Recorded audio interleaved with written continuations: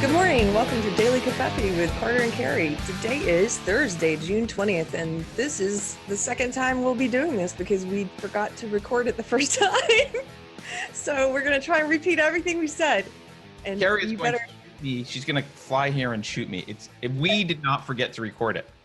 I forgot to press the record button. And it was a great conversation, and it was succinct. And I was like, okay, great, we're done. And I looked over to press the button, and we weren't recording. So I apologize. All I'm saying is all of your reactions better be just as authentic as they were the first time. Yeah, I'm going to try. Okay, we only talked about two things, and we did both of them relatively succinctly. So let's do those two things again. Start with yours. Yes. Go. Oh, also, wait, I didn't thank everyone this time around. Thank you for subscribing. Please press the subscribe button on YouTube. I had a whole thing about how grateful I was for the subscribe star people. There's someone who upgraded to existential threat. I was very thankful. Thank you, thank you, thank you. It's not authentic if I go through the whole thing again. So know that, none of this, but not recorded. know that you were thanked a lot, but we didn't record it. None of this is going to feel that authentic. Let's go power through it. Okay. Carter, did you know that yesterday, kidding. I was telling Carter that yesterday Ta-Nehisi Coates testified in front of Congress on behalf of reparations, and he didn't know who Ta-Nehisi Coates was, which is interesting because he is one of the most revered priests of the SJW movement, especially white SJWs love him. They quote him all the time. Because he's a black guy who's an SJW dude. Yes. And he paints a very, very, very bleak portrait of race and racism in America. Like he's the guy who writes about like not being able to have white friends, and like just he paints all black people as victims, and I think he's the one who originated the phrase. He might be the one who originated the phrase, your opinion is rooted in my oppression, which is one of my favorite SJW quotes. Like, your entire opinion is oppression. We cannot disagree. I mean, we cannot have a discussion. People use that all the time. I think it came from him. So he's brilliant. But, those of us outside of social justice, Keri, we don't know who your priests and holy people are. We don't. So I see him quoted all the time he's in mainstream stuff. Anyway. What mainstream stuff? The New York Times. Who reads? No one reads the fucking New York Times. I know. They published quite a few racists. Anyway, he did a speech, and then also Coleman Hughes, you guys may know from Colette, he actually testified against reparations, and that you should go watch his testimony, because people were in the audience were like booing him. They did not like a black man testifying against reparations. But at the end, when he finished, the white, this is weird doing this a second time. But anyway, at the end, when he finished his speech, there was like a white Democratic congressman who said, he was like trying to quiet down the crowd. And he's like, yeah, he was presumptive, but he gets to speak. He was presumptive. What does that mean? The Negro was uppity. Yeah, it sounds like it. It sounds like that's what he means. What does he mean? Presumptive? Because he doesn't agree with us in the Democratic Party? And by the way, Coleman Hughes is a Democrat. Well, I mean, yeah. Them black people's allowed to have their opinions now, even if they're uppity, so calm down, all you white liberals, you calm down in the back. We let them speak, even if they don't say the right things. That's exactly what it felt like. Anyway, so I just wanted to read part of... Democrats, you are so fucking racist. All of you. Sorry. Say that. No. It's I didn't say it the first time. I said it. That's new. So here, I just wanted to read part of the end of his, because Ta-Nehisi Coates he has a great way with words. He's a great writer. His ideas are bad. But anyway, so he gives this rousing speech on behalf of reparations, and at the end it's like his crescendo, and like, so here's the end. If Thomas Jefferson matters, so does Sally Hemings. That if D-Day matters, so does Black Wall Street. that if Valley Forge matters, so does Fort Pillow. Because the question really is not whether we'll be tied to the somethings of our past, but whether we are courageous enough to be tied to the whole of them. Now give me money. You added the now give me money, I assume. That's all right. I love reading this and then adding in what it's really about, like the Gillette thing. Like, yeah. Buy our razors at the end. Like, oh, in case you forgot. It's like, it's about freedom and justice and all that's right in the universe. Now hand over. Hand over the yeah. Now give me the cash. He's so transparent. I mean, is he not transparent to people? What is charlatan? I mean, what these people? They're con artists. Yeah, he's just, all my white SJW friends love him, and they were posting his testimony, talking about it was powerful. It's so powerful. I hate so many people. Powerful. It was powerful. So powerful. Sorry. I'm just in a mood to make fun of some people today. I was short on kindness yesterday, by the way. And you're short on kindness? Yes. You were? Yes. And I'm trying to not be that way today. When were you short? During our show? Oh, no, not during our show. Just during some online discussions with some horrible people. You got to not have them. You got to just have them here where we love you. A point I want to make about this these reparations are never going to happen. This is all a show, right? So this is because of Cory Booker's $12 million study bill that he got through, right? They're studying reparations. This is Cory Booker allocating $12 million to the Cory Booker Presidential Fund. This is so that he can be like, look, I'm studying reparations while I'm running for president. That's what I'm doing. It's never going to happen. It can't happen. It just can't practically happen in any meaningful way. Like, do you know all the lineage of your ancestors through slavery and whether anyone was involved or not involved or what, like, there's no way to do this. And if they tried, there would be an immediate civil war. It's just stupid. And Zuby tweeted about this the other day, or maybe it was yesterday. And he made a good point. He was like, look, do some math. Everyone in the world would owe everyone else. Like, how far do you want to go back? Slavery is not a white institution against black people. Slavery is a human institution against other humans. And it's been going on since the dawn of time. So I guess you could stop at the founding of America and demand, restitution just for that. But why stop there? Why not rewind? This could go on. This could go on forever. So it's not even, people think silly. Coleman Hughes had a good point, though, that I did agree with, or I thought I could get behind, which was that he would support reparations for people who are still alive, who lived through Jim Crow. Now, you said that on Take One, and I argued with you. Have you changed your mind on it, or do you still agree with that? Did I re-argue? I think it's a good point. What you said, though, I do agree with you that it's not fair to pay those reparations, to take that money from taxpayers. Like, where does the money come from? But so that's what I disagree with. But I do agree that those people, if you're going to give reparations, it should be to someone who's still alive who actually suffered something that you're talking about. Yeah, but no one is still alive who actually suffered slavery in the U.S. There are no people who are alive who lived through slavery. Are there people who lived through racist laws? Yeah, there are. But everyone didn't vote for those. Like, not as many people alive. Most people alive today didn't vote for those racist laws. Those are the people you're taxing. Those are the people you're taking money from. They didn't do that. I mean, I guess if you want to go after it, the Democrats, the old Democrats who passed the Jim Crow laws and seize their property and sell it and to give reparations to people who were affected by Jim Crow, I could get behind that, but you can't take it away from people, the voters. You don't know who they voted for.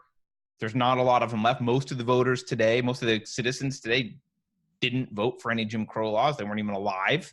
So it's just it's totally unfair. And frankly, what you just said, Keri, is just a good thing to ask always. Where does the fucking money come from? I love how convenient it is for people to forget where the money comes from. They're like, oh, we should do X, we should do Y. Yeah, those of us who like have a wallet, fuck you. There's no we. It's not we. There's no we. It's not our money. It's my money and your money and his money and her money. It's their money. There's no we money. Stop stealing money to pay people to buy votes and virtue signal, which is what, which is the whole. Coleman also had another great point, which goes to your point that this is unrealistic and dumb, which is, he's like, I grew up in a very privileged home. The idea that the government should be giving me money because of my skin color and not giving it to some guy who is living paycheck to paycheck, but has the wrong skin color is ridiculous. And, it infantilizes Black people. Yeah, of course it does. Yeah. But I mean, the left is racist. So that's what they do. Okay. What do you want to talk about? Okay. I know. I got a preview. You have a preview already, and maybe you'll change your original reaction to it, but maybe not. I don't know. I want to talk about She Who Shall Not Be Named. We avoid talking about Alexandria Ocasio-Cortez often, or as one of our subscribers calls her, Alexandria Occasional Cortex, which I like. We don't talk about her much. And I wouldn't talk about her in this context, except there's a lesson that I want to impart. Probably a lot of people already noticed it, but if you haven't noticed it, I want you to pay attention. So she tweeted on Tuesday, here's the tweet that started it all. Because with AOC, it always starts with a tweet. So here it is. The tweet that started it all. She tweeted out, "This administration has established concentration camps on the southern border of the United States for immigrants, where they are being brutalized with dehumanizing conditions and dying. This is not hyperbole. It is the conclusion of expert analysis." And then she does a little down pointy arrow to this article that she linked to from Esquire, where a supposed expert on concentration camps says, hey, that's exactly what these detention centers at the border are. And of course, anticipating, rightly, backlash from people over this comparison, she follows up immediately saying, and for the shrieking Republicans who don't know the difference, concentration camps are not the same as death camps. Concentration camps are considered by experts as the mass detention of civilians without trial. And that's exactly what this administration is doing. And so, of course, what happened? Well, people got upset about it. So let's see. Here's Liz Cheney, Rep. Liz Cheney. Please, AOC, do us all a favor and spend just a few minutes learning some actual history. 6 million Jews were exterminated in the Holocaust. You demean their memory and disgrace yourself with comments like this. And of course, she replies, hey, since you're so eager to educate me, what do you call building mass camps of people being detained without a trial? And so this goes on and it escalates. And, you can scroll through her timeline where she's arguing with people supporting her, people saying she's wrong and she's arguing back, people like George Takei, or Takei, I don't know how to say his name, Takei, who, I know what concentration camps are. I was inside 2 of them in America. And yes, we are operating such camps again. So lots of people rushing to her defense and lots of people saying she is a horrific, horrible individual for. It is grossly hyperbolic. And it is disgusting, I think, what she's doing. Because we all know colloquially what that word means, concentration camps. Like, we know what it means. People are going in now and, well, technically, the definition, it could mean, yeah, but we know there's a reason she picked that word. Right. Yeah, exactly. And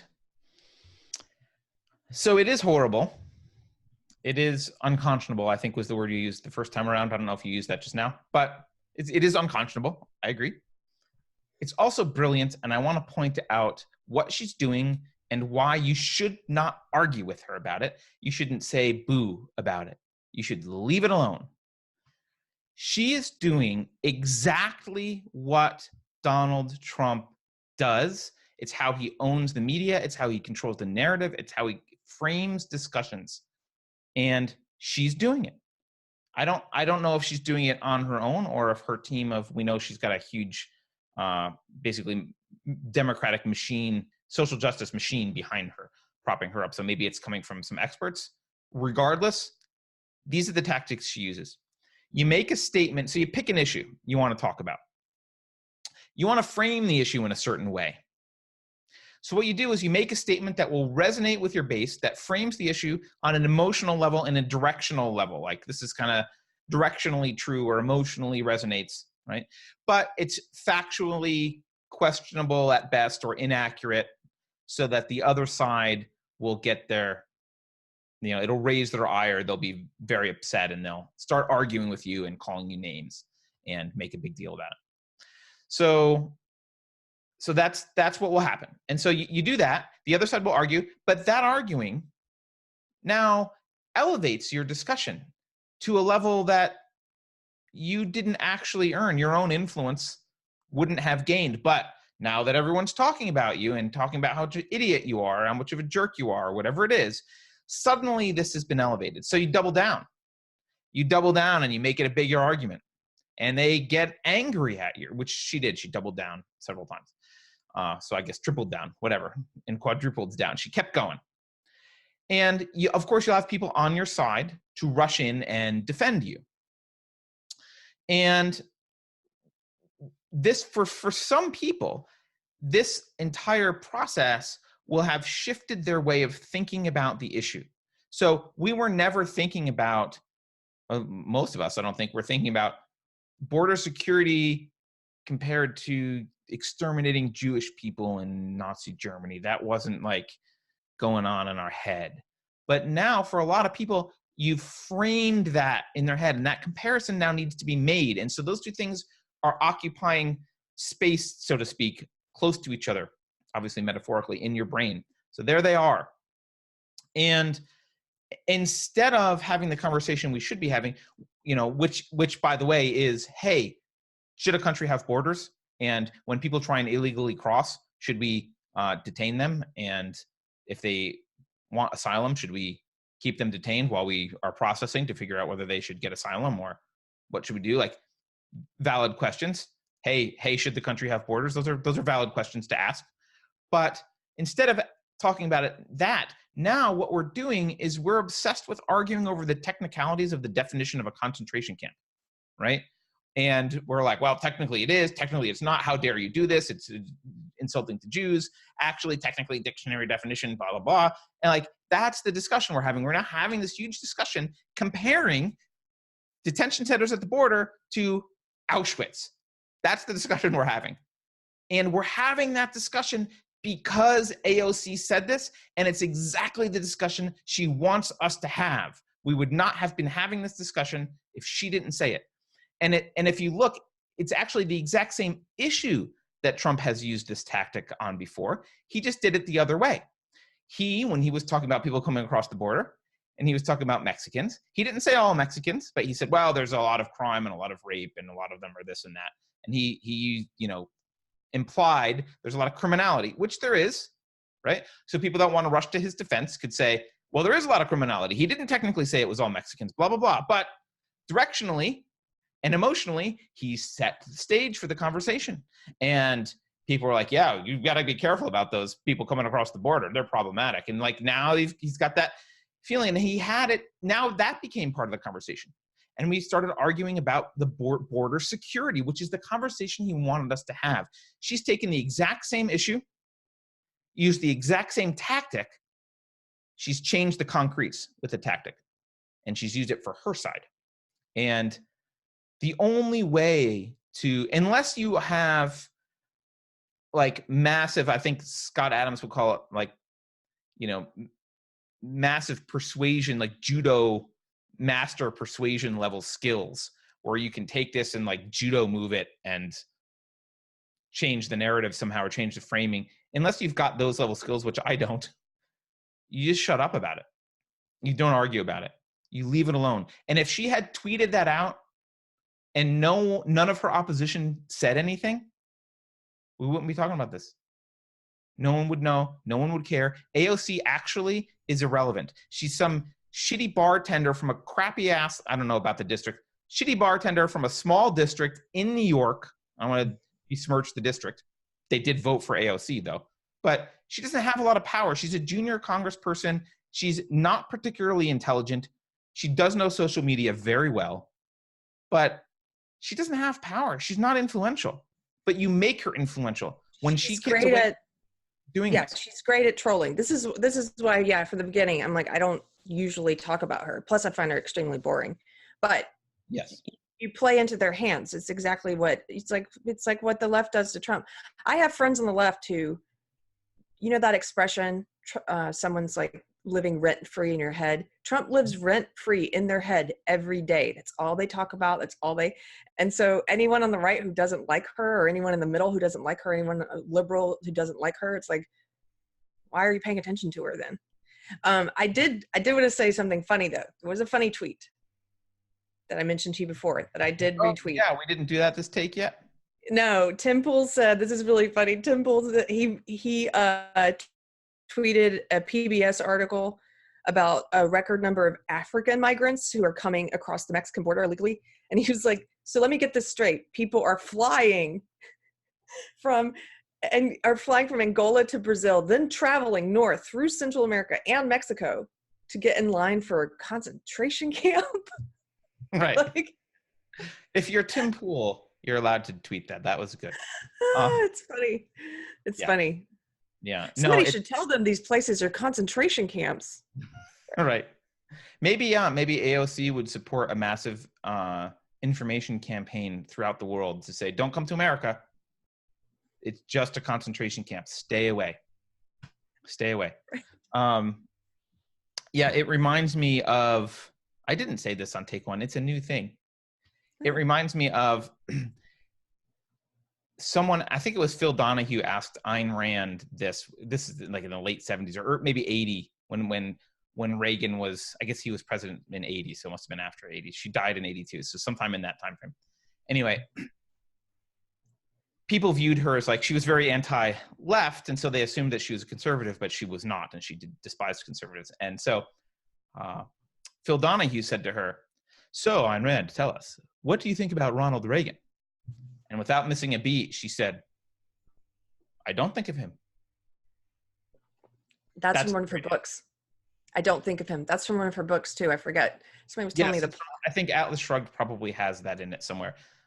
She probably stole a line from one of the characters in her own books. But it's a great line, and it's the right response.